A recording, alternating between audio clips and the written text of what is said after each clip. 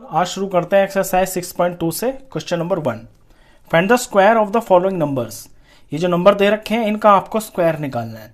अब स्क्वायर मैंने आपको शुरू में इंट्रोडक्शन वीडियो में ही बता दिया था कि उसी नंबर को उसी नंबर से मल्टीप्लाई करने से आपका स्क्वायर आ जाता है। तो इतना सिंपल होता है ये स्क्वायर। तो इसको निकालने के लिए जैसे कि हमें 32 का स्क्वायर निकालना है तो ऐसे लिखेंगे, पहले तो 32 स्क्वायर और फिर 32 मल्टीप्लाई 32, फिर इसका मल्टीप्लाई कर लेते हैं। 32 मल्टीप्लाई 32 करते हैं तो 2 2 ज़ार 4, 2 3 ज़ार 6, यहाँ पे 3 2 ज़ार 6 और 3 3 ज़ार 9। इसका सम करते हैं, ये 4 आ गया, 6 और 6 12 का 2, ये 1 और 9 और 1 0। फिर इस तरह से आप यहाँ पे आंसर लिख देंगे 1024। तो ये हो गया 32 का स्क्वायर। नेक्स्ट पे चलते हैं 35। अब 35 का आपको स्क्वायर निकालना है तो लिखेंगे 35, पहले इसको स्क्वायर फॉर्म में लिखेंगे, फिर 35 इंटू 35 और फिर करेंगे इसका मल्टीप्लाई।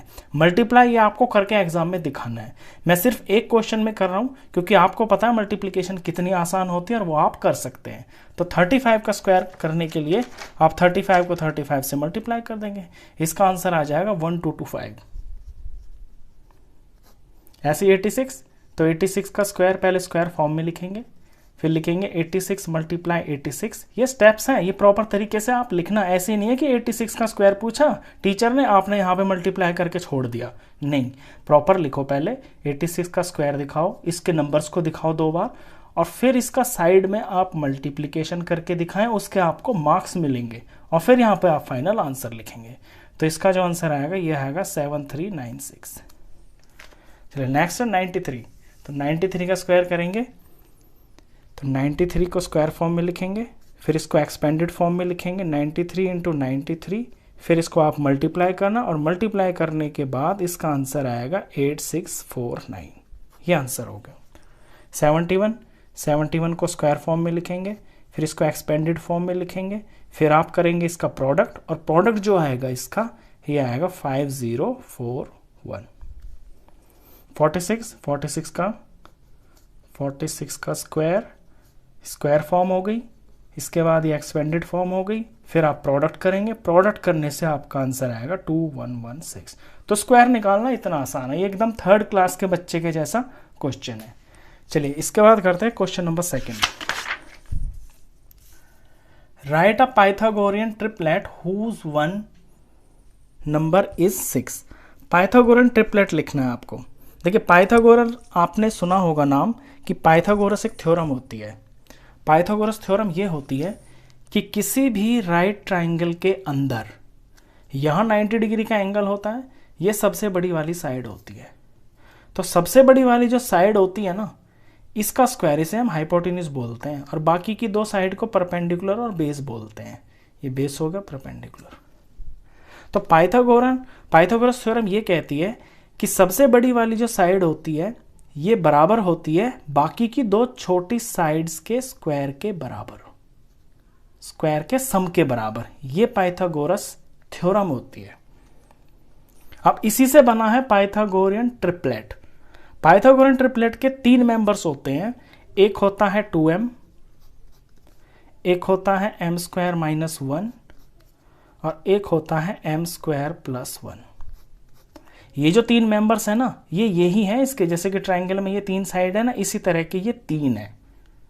तो ये 3 मेंबर्स होते हैं पाइथागोरियन ट्रिपलेट में।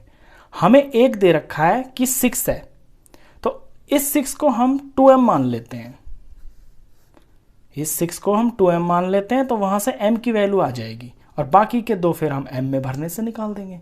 तो देखो सवाल कैसे करना है आपको। सवाल यहां से करना है कि लेट 2m = 6। ये एक मेंबर है ना पाइथागोरियन ट्रिपलेट का, इन तीनों में से ये एक है, इसको हम 2m मान लेते हैं। यहां से m की वैल्यू निकाल लेंगे, ये होगा 6/2 यानी कि 3 निकल गया। अब बाकी के जो 2 मेंबर्स हैं वो ये हैं m² - 1, तो m² - 1 और m² + 1। ये बाकी के 2 मेंबर्स हैं, इनमें m की वैल्यू पुट करने से हमें 2 मेंबर्स और निकल के आ जाएंगे।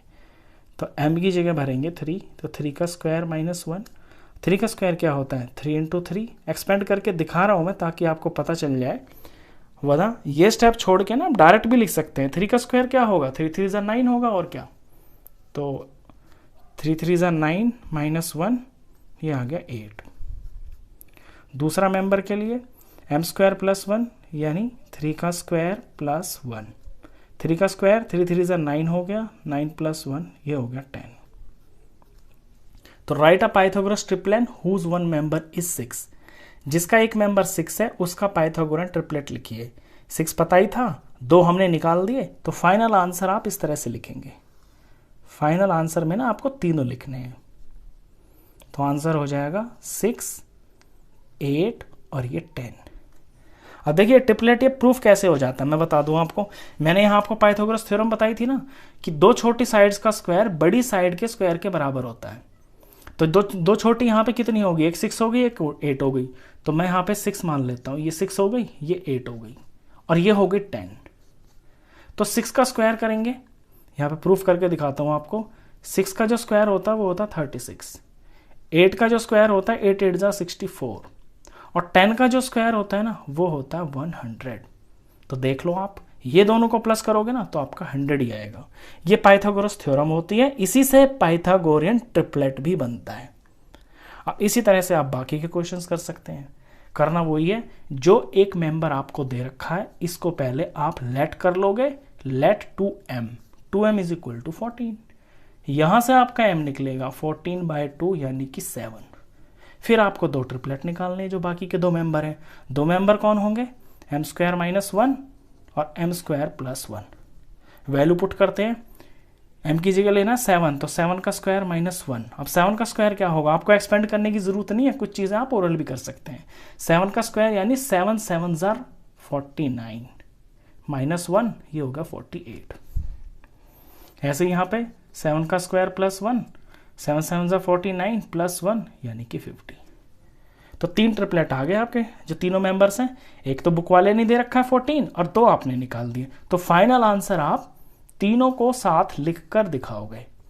ऐसी मत छोड़ देना कि ये दोनों आंसर हो गए, नहीं, ट्रिपलेट पूछा है तो तीनों को एक साथ लिख के दिखाओ। तो आंसर हो जाएगा 14, 48 एंड 50।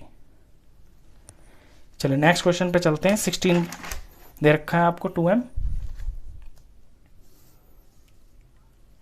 तो लेट कर लेते हैं इसे। Late 2m is equal to 16, तो यहां से हम निकल के आएगा 16/2 यानी कि 8। अब इसके 2 मेंबर्स निकालते हैं, m स्क्वायर माइनस 1 और m स्क्वायर प्लस 1। m की जगह लेंगे 8 का स्क्वायर माइनस 1। 8 का स्क्वायर क्या हो जाएगा, 8 को 8 से मल्टीप्लाई करना है। स्क्वायर तो अब तक आप जान ही गए होंगे ना कि स्क्वायर का मतलब होता है उसी नंबर को उसी से मल्टीप्लाई करना है। तो 8 8 जार हो गया 64 माइनस 1, ये आ गया 63। दूसरा वाला m स्क्वायर प्लस 1 यानी 8 स्क्वायर प्लस 1। 8 8 जार 64 प्लस 1 ये आ गया 65। तो फाइनल आंसर आप तीनों को एक साथ करके लिखेंगे, तो आंसर हो जाएगा 16 है, 16, 63 और ये 65। ये 3 ट्रिपलेट है। फोर्थ पार्ट देखते हैं। 18 दे रखा है तो इसे हम 2m मान लेंगे। Let 2m is equal to 18। यहां से हम निकल के आएगा 18/2, ये आ गया 9। बाकी के 2 मेंबर्स निकालते हैं। अब एक आएगा m स्क्वायर माइनस 1, एक आएगा m स्क्वायर प्लस 1। m की जगह भरते हैं 9, तो 9 का स्क्वायर माइनस 1। 9 का स्क्वायर यानी 9 9 जार 81 और ये माइनस 1, माइनस कर दिया तो 80 आ गया। इसको सॉल्व करते हैं। m स्क्वायर यानी कि 8 का स्क्वायर, 9 है यहाँ पे, 9 स्क्वायर प्लस 1। 9 9 जार 81, 81 में प्लस 1 कर दिया तो ये आ गया 82। तो बाकी के 2 मेंबर ये आ गए। एक बुक वाले ने दे रखा था ऊपर। फाइनल आंसर आप एक साथ करके लिखेंगे तीनों को। ट्रिपलेट है यानी 3 का जोड़ा, तो ये बना 18, 80 और ये 82। ये ट्रिपलेट होगा। ये मैं बता दूं आपको कि ये क्वेश्चन बहुत इंपॉर्टेंट होता है और ये एग्जाम में जरूर आता है, तो इसको आप बहुत अच्छे से बढ़िया तरीके से तैयार